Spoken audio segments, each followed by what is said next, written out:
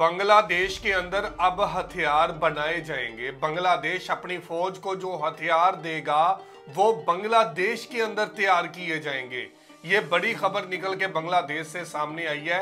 अब बांग्लादेश अपनी फौज को भी ताकतवर बना रहा है और बांग्लादेश अपने हथियार बांग्लादेश के अंदर तैयार करने जा रहा है। तो आज इसी हवाले से वीडियो की तरफ बढ़ने से पहले आप दोस्तों से गुजारिश है, अगर आप चैनल पे नए हैं तो चैनल को सब्सक्राइब करें, साथ बने बेल आइकॉन को भी दबाएं ताकि आपको वीडियो का नोटिफिकेशन सबसे पहले मिलता रहे। चलें वीडियो शुरू करते हैं जी। 1 2 3 गो।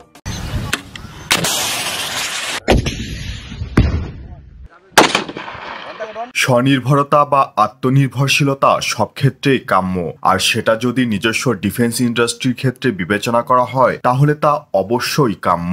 বিশ্বের সবচেয়ে লাভজনক ব্যবসা হলো অস্ত্র ব্যবসা, আর এই বিলিয়ন ট্রিলিয়ন ডলারের বাজার সবাই হাতাতে চায়। আর স্বনির্ভর দেশগুলো নিজেদের চাহিদা মিটিয়ে বিদেশে বিক্রি করে এসব বিলিয়ন ট্রিলিয়ন ডলারের ব্যবসা করছে। তাই দেশের টাকা দেশে রাখার জন্য এবং একান্ত প্রয়োজনে বা বিপদের সময়ে নির্মাতা দেশের দিকে তাকিয়ে থাকা এড়ানোর জন্য বিশ্বের সব দেশই নিজস্ব ডিফেন্স ইন্ডাস্ট্রি পরিচালনা করে থাকে।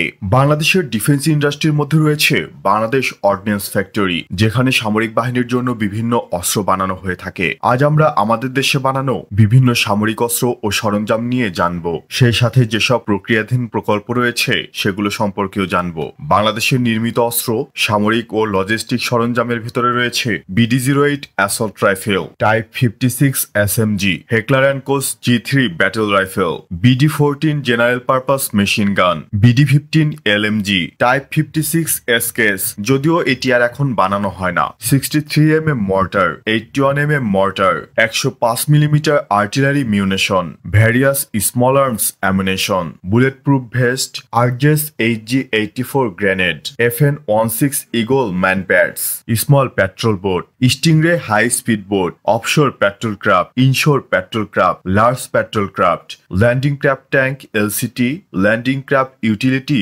LCU, floating crane, tug boat, fleet tanker ship, অরুণিমা বলিয়ান troop truck, Toyota Land Cruiser logistic, small surveillance UAV এবং বেসিক ট্রেনিং এয়ারক্রাফট। আর প্রক্রিয়াধীন প্রকল্পের মধ্যে রয়েছে 6টি হাই পারফরমেন্স ফ্রিগেট, 6টি হেভি OPV, 2টি মিসাইল LPC, 4টি missile corvette, naval main gun system, torpedo, ASW mine, IFF system, UAV বা drone project, aircraft manufacturing, electronic warfare system, VSHORAD missile system, anti tank guided missile ইত্যাদি। উল্লেখিত অস্ত্র সরঞ্জামগুলো বাংলাদেশে নির্মাণ করা হয় বা হয়ে আসছে, আর প্রক্রিয়াধীন প্রকল্পগুলো কাজ এখনো শুরু হয়নি। আশা করি আগামী দিনগুলোতে আরো ভারী মিলিটারি ইকুইপমেন্ট দেশেই বানানো হবে এবং বাংলাদেশ সামরিক দিক দিয়ে স্বনির্ভরতার পথে আরো এগিয়ে যাবে।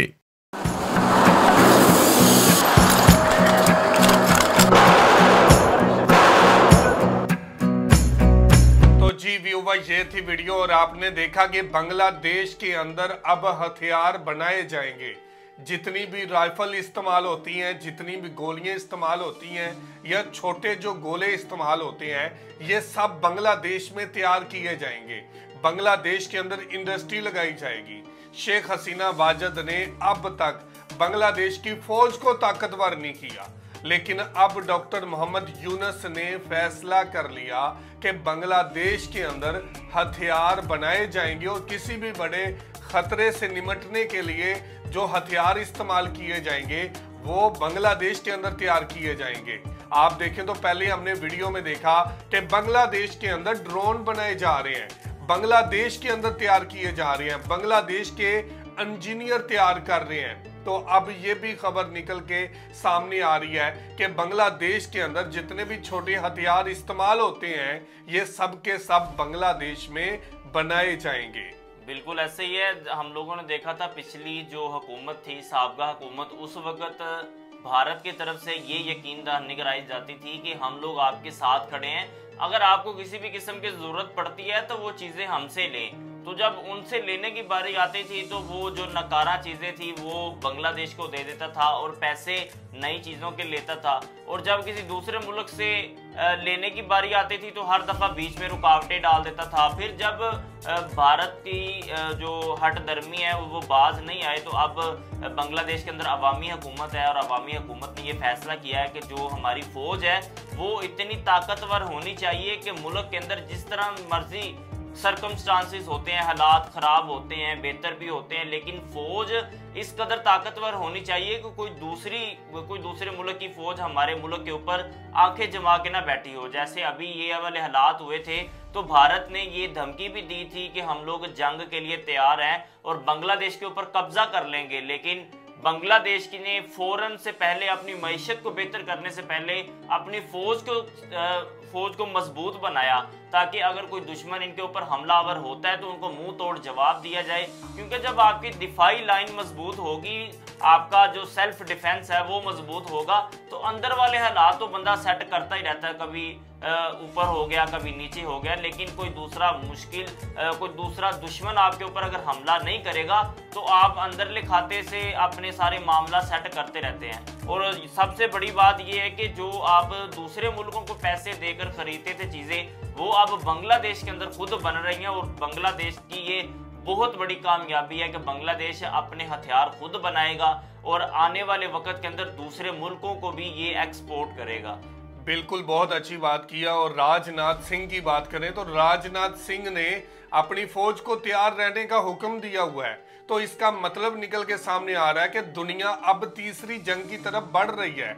एक तरफ देखें तो फलस्तीन और इसराइल का मसला है, दूसरी तरफ देखें लिबनान है, तीसरी तरफ देखें तो ईरान है, इराक है। तो क्या हालात बने हुए हैं इन ममालिक के अंदर। रूस और यूक्रेन का मामला अभी खत्म ही हुआ है और उसके बाद आप देखें तो दुनिया एक तीसरी जंग में दाखिल हो चुकी है। तो अपनी फौज को मजबूत बनाना और ये फौज के लिए हथियार बनाना, ये बांग्लादेश की जरूरत भी है और बांग्लादेश की ये इंडस्ट्री भी बन सकती है, बांग्लादेश की मईशत के अंदर भी अहम रोल अदा कर सकती है। तो ये थी आज की वीडियो। आप इस वीडियो के बारे में क्या कहना चाहते हैं जरूर कमेंट करके हमें बताइएगा। बहुत शुक्रिया।